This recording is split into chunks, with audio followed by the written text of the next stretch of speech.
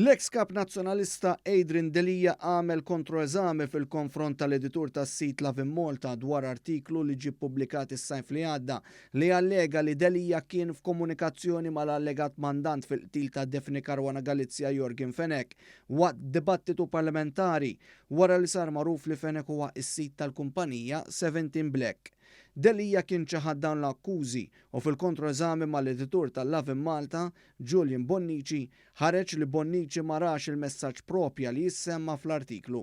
L-editur tal-Love in Malta qal li wara ritratt tal-messaġġ mibgħut. Għas-sit Love in Malta der l-avukat Andrew Bosch Cardona magħruf bħala il-Boċċa li fl-awla qal li huwa se jippreżenta xi dokumenti li jinsabu fid-dominju pubbliku. Kien hawn li fl-awla Adrian Delija protesta hekk kif ried li dawn ikunu quddiem il-qorti dak il-ħin għax seta' jagħmel mistoqsijiet dwar il-kontenut tad-dokumenti. Il-ġlieda bejn Delija u Love in Malta hi xhieda oħra tal-qasma fil-Partit Nazzjonalista hekk kif l-attakk li fetaħ libel dwaru Delija sar ftit wara li Chris Pereġini ngħaqad fil-Partit Nazzjonalista biex ikun strateġista tal-kap Bernard Gregg.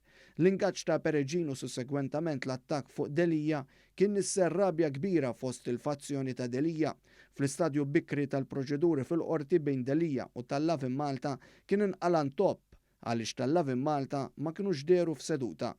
Ma marrux jiġbru l-posta reġistrata biex ma jiġux il-qorti biex flok toħroġ il-verità jibqgħu jitfgħu it-tajn. Dik serjetà kien qal Adrian Delija. Skont sostenituri ta' Delija, it-tajn ġej minn dawk il-kwartieri fil-Partit Nazzjonalista li għandhom kuntatti sew mas-sit li Pereġin ta' Bernard Gregg għad għandu l-maġġoranza tal-isma fih u bekk huwa s-sit ewlieni tiegħu.